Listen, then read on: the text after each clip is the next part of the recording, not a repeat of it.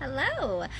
My name is Nicole Van Tassel. Welcome to our special event. This is a special expert expert interview, and we are looking at basically NGSS for All students. So again, my name is Nicole Van Tassel. I'm creator of this group and founder of iExplore Academy, which is our professional development program to help you design your NGSS curriculum and put it to practice in your classroom. So three-dimensional instruction.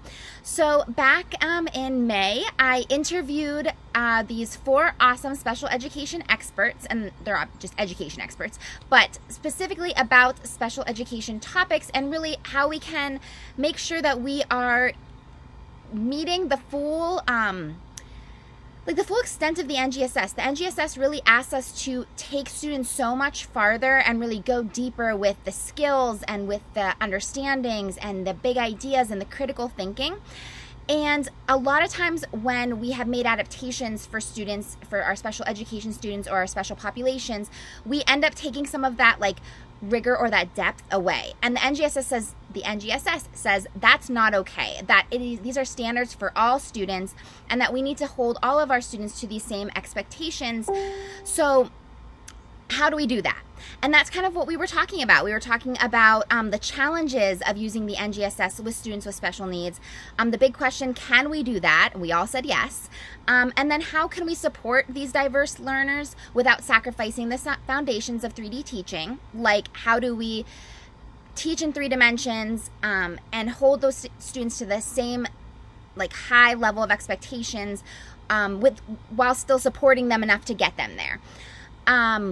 Looking more specifically about what adaptation or differentiation strategies should we let go of and what should we adopt instead.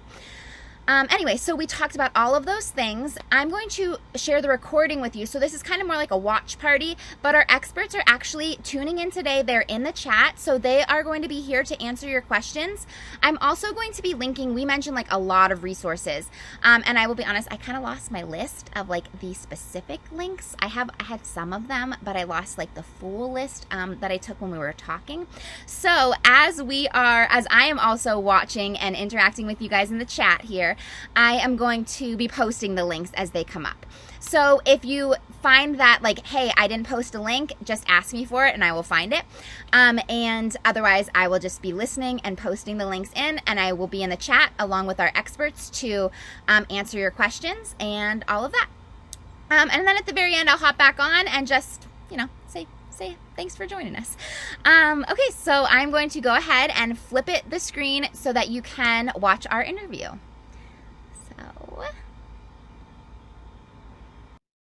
Hi, my name is Nicole Van Tassel with iExplore Science and founder of iExplore Academy, and I am here with some awesome NGSS experts, and we are going to be talking about the challenges of using the NGSS and these three-dimensional instructional approaches with our special populations of students, so English language learners and special ed students, some of the strategies that don't work, what we should do instead, and just how we can use these strategies in our regular ed science classes, but to meet the needs of our diverse learners. So I'm going to go ahead and let these experts introduce themselves because they can obviously talk about themselves better than I can, and then we will dive into the content. So we can just go ahead. Brian, do you want to go first, and we can just go around the loop? Sure. Hi, my name is Brian Rager. I am the science supervisor for the Wicomico County Schools in Salisbury, Maryland. Been in education for 26 years. I taught for 13 years, and every year I had a wide range of students, including a lot of students who receive special education support and a lot of EOL students as well. We have a lot of those in our district. And for the past 13 years, I've been the science supervisor supporting about 65 science teachers who are teaching about 7,000 secondary students here in the district. Big district. Awesome. Go ahead, Kristen. Hi, my name is Kristen Rademacher. I am a consultant now, but I spent the last 20 years teaching special education and science at the high school level. I'm currently doing a instructional coach role at a local middle school, and I also am a procedural coach at for a local school district doing IEPs, so I stay very active in both worlds. I do a lot of things with NSTA, the National Science Teachers Association, and I'm also president-elect of the Illinois Science Teachers Association. Awesome. All right, Barbara, we'll just keep going. Hi, I'm Barbara Hopkins. I am partially retired, even though I'm working 40 hours a week. I am the former director of science education for New Hampshire, so I continue to work predominantly across New Hampshire. I have a couple of grants that I'm working on with the Department of Defense on bioengineering and regenerative medicine. But my history is on inquiry science and goes way back about 40 years. I was a high school chemistry teacher. But my work at the state level has been with ELL and SPED teachers and try to get teachers to collaborate a little bit more. Teachers in their own classrooms and teachers who are trying to provide support for these students. And there are students. They need to be in the classroom. Absolutely. Awesome. And Marquita. Good morning. I'm Dr. Marquita Blades, and I am based out of the Atlanta, Georgia area. I've been in education for about 20 years now. I'm consulting full-time. I've been doing that for the past 3 years, but I spent 16 years in the classroom teaching at the high school level, a combination of biology, chemistry, and physics, but chemistry being my primary course. Throughout that time, I would say about, yes, chemistry sister, I would say about 60%, maybe 60 to 75% of that time teaching team taught classes. So a lot of my practice, and especially with chemistry, I had to learn how to serve the SPED and ELL populations within that course, which is considered to be an upper level college prep course. So what I have found over the years are practical ways to make science accessible for all students without sacrificing the rigor that should also exist. So what I'm doing now is basically traveling around the country. I have a few seminars that I conduct to schools and school districts where I share with teachers practical ways that they can turn their science classroom into a three-dimensional learning environment overnight. Awesome. Awesome. Okay, so I'm super excited to dive into these. Okay, so before we get into like the strategies and like what we should be doing, what are some of the challenges that we face when we are working, when we're using NGSS style strategies and three-dimensional instruction and exploration and discovery and all of that with like these special learners? So what have you guys encountered that, you know, your teachers are running into that our listeners or viewers or whatever, you know, can relate to? And you guys can just kind of hop in. Well, I'll start with just general teachers. I mean, you know, the teachers are struggling themselves with the three-dimensional teaching pedagogical style and giving up some of the power in the classroom to children or their students. It's a huge issue. So that becomes, I think, an underlying piece that it doesn't matter who the students are, there's an issue there. That's true, yeah. I agree with that, but I would also add understanding what the standards are directing teachers to do. And I think a lot of teachers mistake the next generation science standards for a replacement for their state or district standards, and they don't really understand that they are a complement to and not an instead of. Brian, I would say in terms of especially special education students, but in general, the first thing I'll work with teachers when they look at NGSS is that these are really speaking to students, not to teachers. That's the first thing, especially we dive into the practices and they looked at the practices and yeah, these are the things that we do, but they need to be things that students are doing. And too often, especially with struggling learners, teachers kind of revert back and trying to make things accessible to students, take it, I would say, too far and make it too easy and not challenging enough and not really engaging kids in the practices. So I think teachers really need to look at how they're making modifications and ensuring that these modifications include opportunities for all their students to really deeply engage in 3D science. I can relate to that. I feel like in my classroom, and with like our special education teacher who would push into my classroom, and he didn't have a background in science, so that, you know, played a role in it too. But a lot of times the way he wanted to adapt things was, well, let's just give them the content and have them do something with the, you know, it was taking away the skills part or taking away the practices part. And instead making it more just like manipulating the content in some way, or, and yeah. Yeah, I think the kind of first pullout, grasp at modifying is removing the 3D, Yeah. and focusing just on the DCIs and giving them ways to play with that, with fill in the blank and crossword puzzles, but Right. no deep engagement in doing science. That is true. Yes. I would have to agree that, you know, we did our populations of students with special needs and our EL population a great disservice by modifying everything before we gave it to them.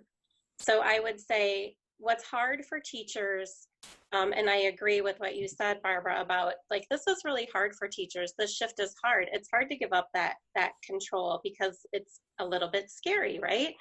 But we have to stop saying like, my kids can't. And that's really hard. Like, I have to do this for them because my kids can't. I was not a believer in the NGSS at first. Like, I spent a lot of hours in training and building storylines, and I was listening to Dr. Reiser and Dr. Krychak talk about what this looked like in the classroom, and I was thinking that might be great for your kids, but my kids can't. My special ed kids can't do this. And then when I piloted the unit that I wrote, I really had to go back and eat my words, because it was an amazing thing to see them engaged in a science classroom when they were traditionally marginalized in that science classroom. So I think that's the biggest thing, is to give the students the opportunities to show you what they know and what they're able to do before we try to change all of the stuff we're asking them to do. That's awesome. And some of the work that I've done with Rita and the ELL teachers, you know, they get it. They do get it. We just finished a 4-week series, and we had ELL instructors for districts in that series. And the difficulty is, you know, the teachers are, again, unnerved, not just by the pedagogical piece, but by, I don't speak that language. How am I going to do that? And so, I mean, we have wonderful examples of how conversation, floating, learning on a sea of talk, and even if the language is different, students help each other out. And it's such a great opportunity for our students who don't speak another language. So that piece, and we always rely on the whole idea of activity before concept, concept before vocabulary. And I've been in national conversations where we have talked about who owns the word wall, who owns it. In other words, don't put it up there if you're the only one using it. Your kids need to be using it, right? Yeah, it reminds me of a conversation I had with a really, really great teacher, but was really struggling to teach, to turn to 3-dimensional teaching and to get away from the vocabulary before content. And the teacher said to me, I can't do that. If I don't give the students the vocabulary first, it's like sending a soldier into battle without a weapon. And I thought, my gosh, that's certainly one way to look at it. But I don't think, one, we're not dealing life and death, and we want to give students opportunities. First, failing is okay in science and instruction. It may not be okay on the battlefield, but it's okay. We can fail forward, and students need to have those opportunities to do things. I think with the ELL, I just had a conversation yesterday with our ELL specialist about the importance of providing students, even a classroom with multiple different languages, providing them with a common experience of doing some science, and then using that as a framework upon which we can build some language acquisition. Well, and learning language in context when you're manipulating and you're working in teams. I mean, even when I was teaching chemistry, New Hampshire is known that it's not like super diverse, even though we've got like 44 different languages spoken in some of our cities here. But at the same time, you know, how do you really work with the strengths the students bring, and how are you culturally responsive, and just being open to that. And well, how do you say that? How do you use this? It's really, I think, important, kind of embracing our kids. And even though we don't have like maybe a huge across the state diverse population here, you know, we have what I would refer to, and I think of them fondly as my non-four-wall kids. In other words, they learn differently. And so what we're talking about here services all kids.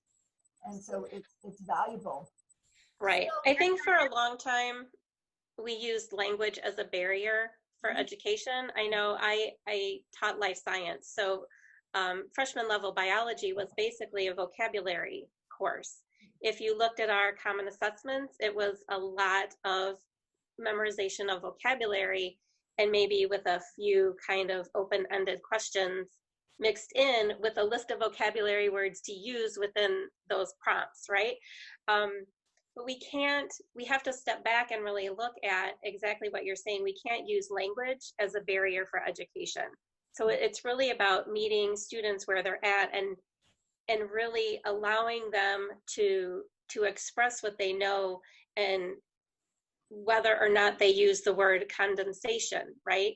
Because we have that illusion of explanatory depth, right? Where kids can rattle off vocabulary and definitions and they sound really, really smart. They can't give you a very simple explanation about why it's wet on one side of the window and not the other, or why my cup has water on the outside when there's no holes in it. So, you know, we've done that in education for a very, very long time, and it's hard to kind of step back and examine our practice. Yeah. I think one aspect too with like the vocabulary instruction, because I know this comes up a lot of times, especially I hear from teachers, well, the IEP says I'm supposed to front load the vocabulary. I'm supposed to, and in some disciplines, I think it might make sense, like maybe in a language arts class, if you're learning a synonym for chair, okay, I already conceptually know what a chair is, so I can learn this new vocabulary word for chair. Maybe like I'm expanding my vocabulary, I'm learning it in that sense. But in a science class, when you don't have that concept, like it makes sense that you would need to learn the concept first before you're learning the vocabulary. So like I understand in maybe some contexts that kind of approach works. Maybe I don't know for sure it does, but I mean, maybe where it comes from. But I do think, like exactly what we're saying here, our students are not understanding the concept behind the term, so then we just lose this whole so anyway, with that vocabulary in mind, as a strategy, front loading it doesn't work. What are we supposed to do instead? Like we are supposed to be teaching the concept first, but in terms of helping our like special education students and ESL, like what specifically can we do to help them maybe then connect the concept to the term, or what do we do when the IEP does say that we're supposed to front load it? Do we just ignore the IEP? Are we I think that? Like, no, I will say, like, no, you can't ignore an IEP. But you know, guilty. I wrote pre-teach vocabulary probably on every single IEP I wrote for 15 years.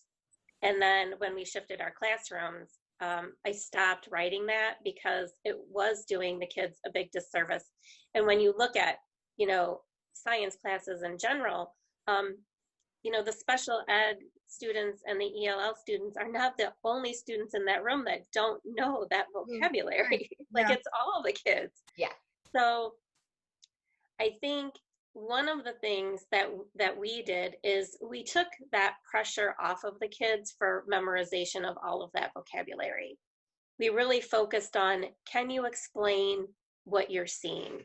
Can you draw me a model of what you think is happening? Can you, you know, explain it in your own words, what you think is going on here? And that took the pressure off of not just, you know, our special ed and our EL kids, but it took the pressure off of all the kids and made them more engaged and they took more ownership of their learning, because it wasn't like we have to memorize these 25 vocabulary words in order to perform on a test in 2 weeks. Yeah, one thing I was going to say that the traditional form of inquiry, at least here in Georgia, when we first started to move our courses from I would guess we would say the old school way of teaching science, where we introduce the topic and then we introduce the vocabulary. The students take notes and they do a lab at the end. And that's a lab, by the way, that we've built them up to already know what they should expect. Yeah, confirmation lab. Yeah. To prove to them that everything you just told them is the truth. Yeah, so it's true. I didn't lie to you. But when we moved from that into what was the traditional form of inquiry, I realized that students were struggling to kind of to come up with this procedure that they were supposed to investigate, because they had nothing to base the investigation on. They didn't know what questions to ask because they didn't have any foundation to connect it to. So moving students out of that, I found when it came to teaching vocabulary, was just to present the situation and ask everybody in a very simple form of, what do you think will happen if? And allowing them to see that entire process and scaffolding them through the entire inquiry process first without ever mentioning a vocabulary word, allowing them to say things like, it got hot, or asking them to look at their data and saying, what happened to the numbers? And just letting them say the numbers are getting bigger. I wouldn't even use the term increasing until it was time for us to do maybe a formal report. I would allow the students to get through the entire inquiry process where they explored first, then tell me what you did to see these observations. So not in advance, tell me what you're gonna do, but play around with these materials. This is what's available to you. And then after that, I would say, now tell me what you did in order to notice that. And then the students were able to come up with reasonable steps that could be taken to perform an investigation. And only after they've done that would I then start to introduce the formal terminology connected to those concepts. And now, as I'm bringing these things up, I can say to students, remember when you saw this in the lab? This is an example of it. And they were able to make those connections a lot better. And again, it's not just for your IEP students, that helped all of the students to be able to. And there's a ton of research on the level of conversation. I mean, one of the things, the accessibility to the more conversational that you can be, and not using those big words, invites more students to the front and to participate. And we hear an awful lot, my kids aren't motivated. And sometimes, especially, it's interesting, but it's a high school, I have to really remind them, maybe you need to give the kids a chance to play. Right.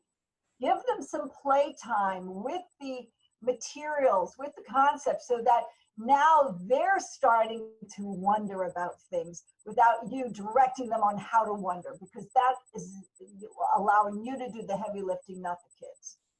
Brian, do you have something before I? Yeah, I was just going to say that in my 26 years, I think the NGSS really is probably the most powerful tool that we have for building equity in science education. And I think that's really a lens we need to look at it through, not just that this is how we're going to teach science, but this is really a tool that we can use to really level the playing field for all students. It takes out that prominence that we've traditionally placed on vocabulary. I taught biology. Our state test really was a glossary test for years. The kids had to pass to graduate, and that's gone. And the assessments we've tackled for years, the constructing of the state assessment for science, the new one that's just rolling out now in high school, and it's a test that I think we can almost be proud to say that we're teaching the test, because we're not just teaching discrete terms to kids. We're teaching them how to think and how to behave like a scientist, how to take advantage of and use the science and engineering practices and cross-cutting concepts to make sense of phenomenon. Those things aren't necessarily vocabulary driven. They're really experience driven and practice driven. And if we start with that approach, we really level the playing field for a lot of our students, whether they're special education or ELL, and remove some of the barriers that kind of get in their way from the start. That's true. So building off of kind of what Marquita had brought up too with questioning, because this is another thing I hear from teachers a lot, is that my students are special ed students, so they don't ask questions or something. Like, what and I mean, really, you could probably say that about all, like any group of students, because I feel like, especially when you get to elementary students ask a bazillion questions all the time. At least, lower elementary. I don't know about middle elementary, whatever. Middle and high school, they start to ask less questions. I do think school like drives it out of them. It's sad. But how do we, are there things that we can do to help and you kind of started talking about this, Marquita, like things that we can help our special ed and all students, with this questioning and getting them to ask questions. And I just remember one teacher was like, my students are special ed and they won't ask, I can't get them to ask questions, or because, I don't know, there was a connection there in her brain between the special needs of her students and their ability to ask questions. And I guess that could be ESL too, or whatever. Well, and a lot of it is also dependent upon how the teacher is introducing it. So the phenomena-based teaching allows for, searching for what is going to be that piece that really gets kids engaged in thinking. And sometimes, the teachers struggle with that, but, it doesn't hurt us to ask kids, poll them, what do you find interesting in the world that you've been wondering about? And I think we miss those opportunities to really engage them around things they're interested in. Oh, I'm sorry, Barbara. Okay. I think we miss the mark with that sometimes because we reach too far looking for the phenomenon. I think we always try to focus too much on those major catastrophic events that we think are going to grab the students' attention, when it's really just the everyday occurrences, the things that they wonder about when they're walking to school, or the things that they wonder about when they're at the park, that's really going to reel them in. And so I think the way to get them asking more questions is to base our phenomenon on more things that they have actually seen and experienced in everyday life, and not always just trying to blow them away with some earth-shattering event. And we use the term phenomena do not need to be phenomenal. Yeah. We use that Exactly. all the time. Exactly. Yeah. No, it's the everyday stuff that they wonder about. Absolutely. Well, and I think what's important, and the beauty of phenomena-driven learning is, you can almost take anything and make it into a phenomena that's going to, pull kids in and get them engaged. But we also, have to make sure in that is that whatever it is we're asking them to be able to explain by the end, that we're anchoring their learning in that phenomena, and that it can be broken down into conceptually appropriate pieces that they can figure out along the way. Because there's a lot of cool stuff out there that we still can't, that science can't explain yet. So to introduce that to the kids, does not make a good phenomena. And I think that's where sometimes we get caught up in, like, that's so cool, but we can't explain it. Mm-hmm. So I like what you said about, everyday things are really important, or what do we think about this? What do you notice and what do you wonder? And to say that special ed students don't ask questions, well, sometimes that takes a little prompting, because for so long, they didn't do a lot of speaking in the science classroom. So utilizing strategies like the driving question board and those kinds of strategies have really opened up and like you said, Brian, leveled that playing field, for all of our students. When traditionally we had like 4 or 5 kids out of a class of 30 that did most of the talking and most of the, engaging with the teacher. Now this is the opportunity for every student to have a question on that board. It validates their thinking, it validates their ideas, and they become more engaged in what's going on in the classroom. And for me, that was a huge game changer. And the modeling helps, because the teachers, turn and talk, think, pair, share. We're using all of those different things to get kids who are quieter to speak up. But I think it's also allowing for the drawing, for example, and modeling, and there's many ways of communicating. And so how do you engage them in doing those things so it makes them want to start wondering or thinking? I also think that when we've been doing this, we've always talked about we have to go deep, but we were never explicit about how to go deep. And the NGSS helps us with that. Well, and I think we also have to look at what we go deep. Sorry? Barbara, you cut out. I'm sorry. Oh, I'm sorry. About going deep. We were never very explicit. We just, it was like inquiry back in 95. You know, oh, inquiry is important, but we weren't explicit about what does that look like in the classroom. Going deep, what does that look like in the classroom? How do you continue to probe? And how do you settle that you're not going to answer all the questions? That also is important. Well, and I think you bring up a good point about what do we mean about going deep?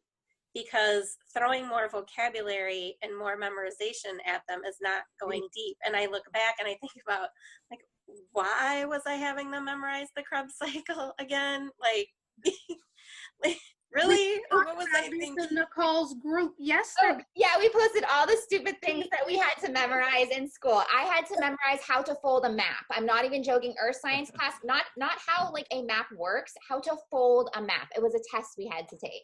And kids would look at you today like, you know, don't you just pull it up on your phone? Yeah, like what's a map?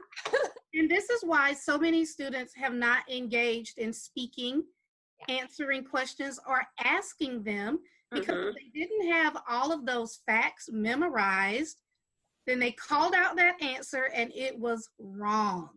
But when we teach in a three-dimensional learning environment, there really are no wrong answers. They're able to use experiences to justify their thinking, so everyone has something valuable to contribute.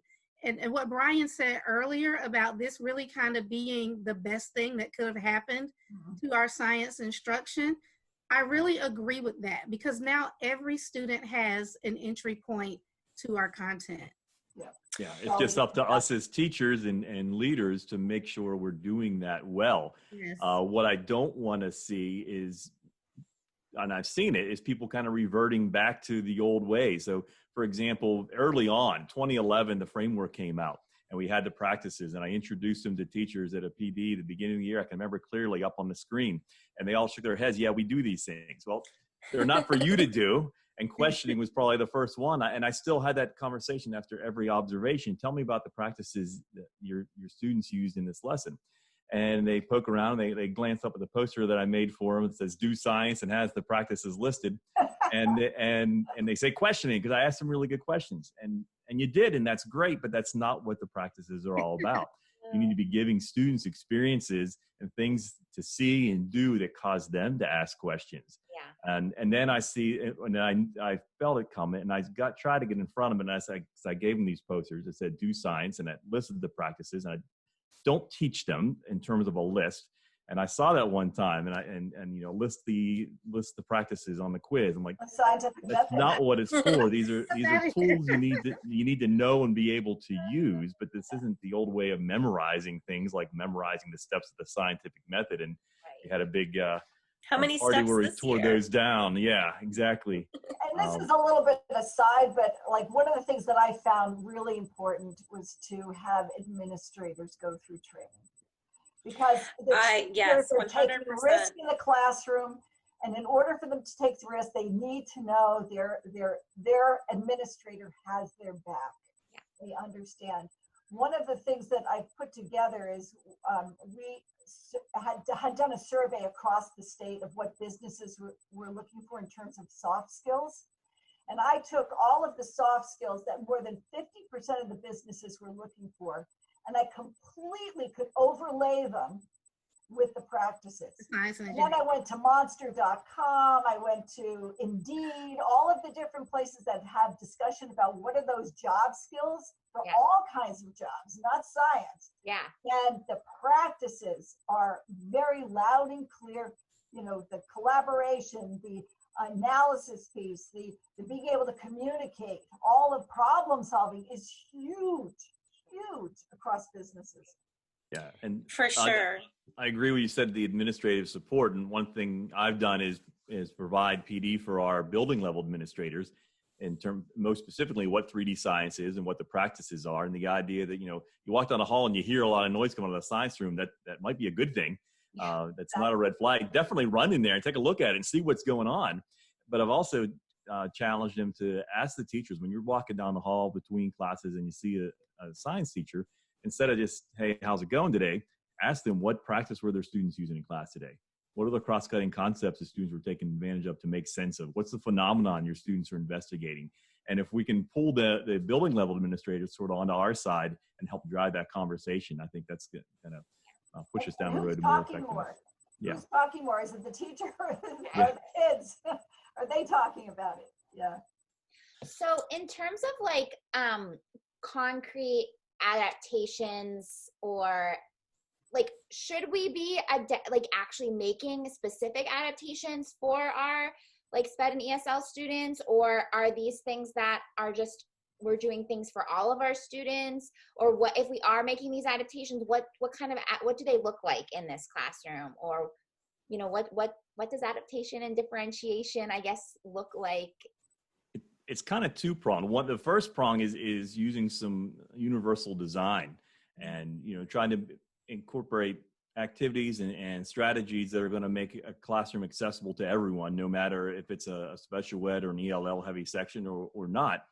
But then there are definitely specific things that you want to do, particularly if you have classes that are concentrated with high numbers of students. So we're starting a program next year in our district where we're calling it the Newcomers Program, where our newest to the country ELL learners are going to be concentrated for at least a couple periods a day in some of their core classes.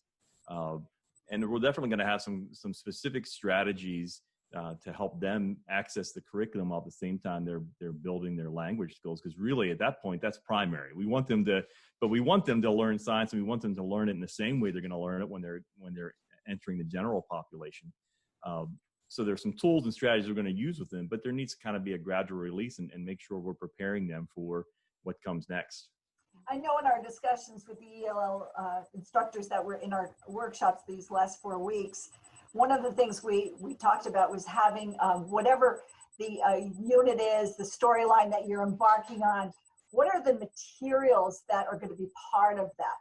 And actually having like a little, I don't know, shoebox, if you will, of some of the materials, so that as the newcomers, if you will, are meeting with their ELL person, that they are just having discussion. How do you use these things? What are these things? And literally having a general conversation about it, so they are ready to feel more comfortable engaging with the class in the actual activities. I think go ahead, Kristen.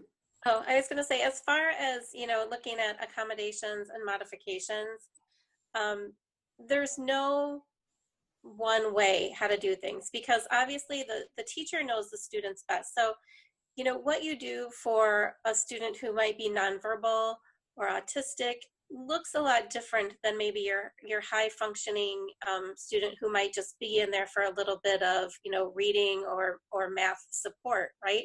But one thing that I did find that was really, really important, and I think I said it at the beginning, is I stopped modifying everything before I let the students see it. Because if you really want students, if you really want to meet students where they are, you have to give them the opportunity to show you what they know and what they're able to do. And I found that, you know, with the NGSS, it saved me a huge amount of work on modifications, because it is so fluid. You know, when all students are asked to make a model, you know, everyone can do that. And then you can look at what all of your students are doing and, you know, give them feedback appropriately to move them from where they are to where you want them to be able to go next. And I think, you know, whether that's the accommodation might be allowing them to have a picture to start with on their model, and where they're adding components and showing those interactions and explaining those interactions between the components, versus a blank piece of paper that some people might want to choose to use. But you know, that's just a good strategy for all students. So I think allowing kids the opportunities to show what they know in multiple modalities really is that natural and that like organic differentiation that comes with the NGSS, without like, I have to modify this test by eliminating one of their 4 choices. Right. I was going to say something along those same lines as what Kristen just said. Taking that problem-based approach to learning and just presenting things in such that you're asking students, how can we, and then whatever that is that you want them to do, how can I make an Alka-Seltzer dissolve faster? And what I'm really asking the students about is reaction rate, maybe temperature of water and reaction rate, but I'm not going to use any of that loaded terminology. But if I ask all of the students, how can I make this tablet dissolve faster? And then give them opportunities to find ways to do that. In doing so, I'm going to discover any misconceptions that they may have, because the prediction they make is going to tell me the level of background that they have. And from there, I can decide if I want to build into collaborative groups around what some of those common misconceptions were. And the beauty of this accommodation is that when we ask students, how can you do something? And then we allow them to come up with ways to solve the problem, we're not only giving the lower level students an opportunity to express what they know, but those higher level students now have an opportunity to explore ideas that we probably wouldn't have even introduced at this level anyway. And so we're not preventing those students from moving ahead should they be in a position to do so, because I do want to mention that our gifted population is considered a special ed population. And I think a lot of times they are left out of this conversation when we talk about accommodations, because the assumption is, well, if they're gifted, then they already know how to access the content in multiple ways. And that is simply not the truth. They need accommodations as well. Right. I'm really and we find that they, I'm sorry. I'm sorry.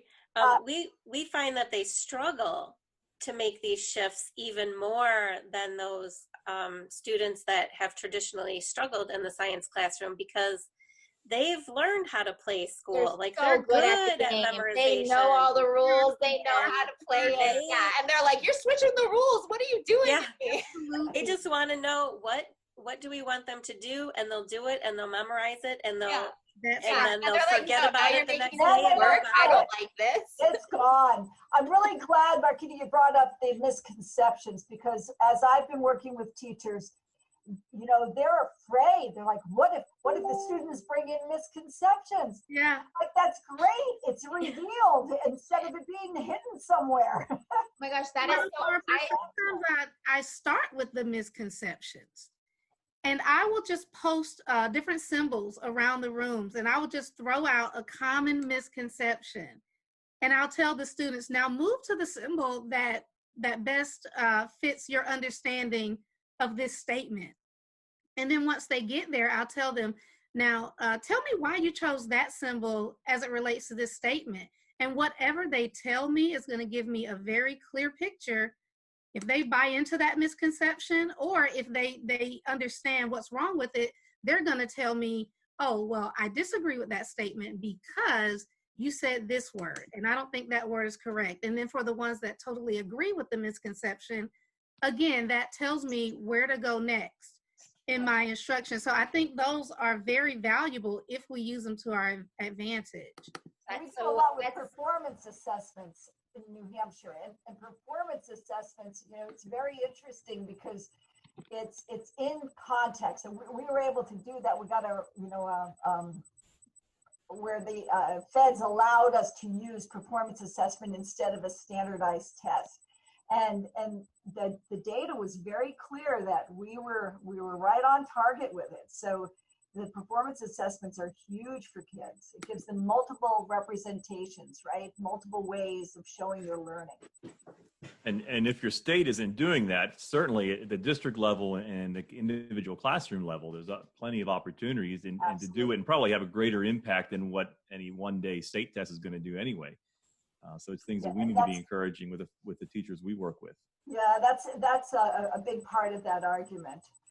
One of the things I'm struggling with is how to get teachers to feel more confident in sharing the data from their performance assessments on, more at the district level, because the communities trust the teachers. They don't trust the administrators as much. They trust the teachers. Barbara, the issue that I've seen with a lot of teachers is that daily instruction and what they're being evaluated on would be those performance assessments. But then if that end of the year assessment is still multiple choice, then they just don't understand why they have to do performance assessments throughout the year when the kids are just going to be bubbling in at the end of the year. And that is a valid concern. So we really got to get working with our districts and states to have them assessing what we practice. And you know, we've done that, I think, across the deck. We don't have every district participating in it, but as we are moving more towards competencies and away from grades, I think the public understanding is getting a little bit better about it. And so that move, I think, is important. Yeah, and as true as that is, you know, working as much as we can to have some influence on state tests. And thankfully in Maryland, they gave our state science supervisor association a lot of influence in developing it. But that's one 45 to minute to 3 hour section of a student's 180 days. And we need to really work with our teachers to make sure they feel empowered to do what they know is best. They know, teachers know, that a fill in the bubble test isn't telling us much about a student's ability to do science. And we need to be providing opportunities, not just in instruction, but in an assessment to make sure that students are allowed to and given opportunities to show their proficiency in doing this science. And I think that's where, you know, what Barbara said earlier about looking at, you know, what is it that we want our kids to know and be able to do when they leave, you know, K-12 education. We want them to be able to be good citizens and mindful citizens and know how to problem solve and think critically about things. And those are the skills that, you know, employers look for as well. So I think really, you know, bringing that to the forefront, that it's like, this doesn't look like a traditional science classroom anymore. And although we do have some of these high stakes tests that may or may not look like what you're doing in the classroom, these are the skills that we want kids to take with them to make them better citizens. And I'm happy to share that chart. My individual teachers have used that chart with parents. How come they're not memorizing what's in the book? That's what worked for me. Or where is the book? No, it's really empowered them. Yeah. It's empowered them. We were just talking about this. You're not teaching me. You're not teaching us. Like everyone, the kids say, the parents say it. Like, okay, so we are nearing the end of our hour together. So do you guys have any resources or any like final thoughts or anything you would like to, you know, share before we wrap up? One resource that I've really encouraged folks to look at, especially coming back to the thoughts regarding equity, whether it's ELL or special education students, are the STEM teaching tools. It's stemteachingtools.org. 65 tools now, many of them specifically dealing with equity, and most of the others certainly have a lot to say about equity. We've used those in a lot of our professional development here in the district, and have a lot of good things to say to teachers about addressing the needs of their individual students. And we'll link to that too. So. And I'll say too, the tools that were put out by Achieve on the lesson screener, and then all of the tools around three-dimensional assessment are really, really helpful. They have a one-pager on phenomena, or I guess it's a two-pager, and they have some things that focus around equity and the must-haves when it comes to three-dimensional assessments. So those tools are really, really good. I know Achieve is now through WestEd, so I can always send you that updated link. Yeah, if you want to send me the updated links, that's awesome. I can put those in the notes as well. And the thing, I mean, we've created a number of storylines that have gone along. We're doing field testing right now with our own teachers and getting teacher feedback on that. But we have, and I sent you the link for it, we have published a new STEM from the Start episode, because early elementary is another, you know, kids who have learned to play school the way we've discussed, playing the game, you know, changing things up early. And we are still struggling in a lot of our states in early elementary. And so we created this little unit that's kind of like a mini storyline, but it's not, it's developed specifically for a K2 area. The standards are technically a grade 1 if you're looking at content, but it's nice. And so I'm happy to share that. And I'm happy to share that chart of what the different job skills are, because that's another one that has really serviced and helped a lot of teachers. And I'm an NGSX facilitator, so we do a lot of that training. I do it with administrators, I do teacher training. So that program in and of itself, that immersion, the difficulty and the reason we just did this 4 weeks is because how do you do that in a remote setting? And so that's been another biggie. And I'll say too, talking about NGSX, I love that program. I am also an NGSS facilitator. Oh, good. So there's some really good resources on next gen storylines. So there are some elementary storylines on there if people want to dive into those materials. And then in Illinois, we wrote some biology curriculum that is also free access, and that is at ilscience.org. Yeah. I have teachers using some of your storylines. I'm familiar with what? Noise. I have teachers using some of your storylines. Oh, wonderful, wonderful. Yeah. Good. The resource I was going to mention, the first one is the STEM teaching tools. I really live by that one, especially STEM teaching tool number 41. It is the questioning prompt for the cross-cutting concepts. I have found that to just be invaluable in terms of taking some of the traditional labs that we've done and making them more 3D by asking the direct questioning that leads the students into those cross-cutting concepts. But also, I love teachengineering.com because they have so many engineering projects that can be used for students to incorporate the science and engineering practices.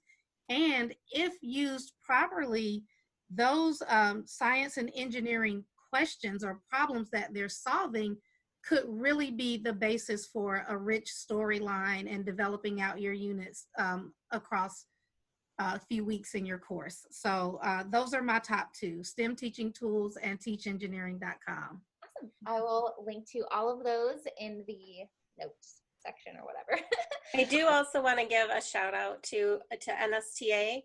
Right now, they're offering free memberships because of remote learning, and they are pushing out free webinars. They have Teacher Tip Tuesday webinars. They have a webinar series that takes place every Monday or every Wednesday, twice, once in the afternoon and once in the evening.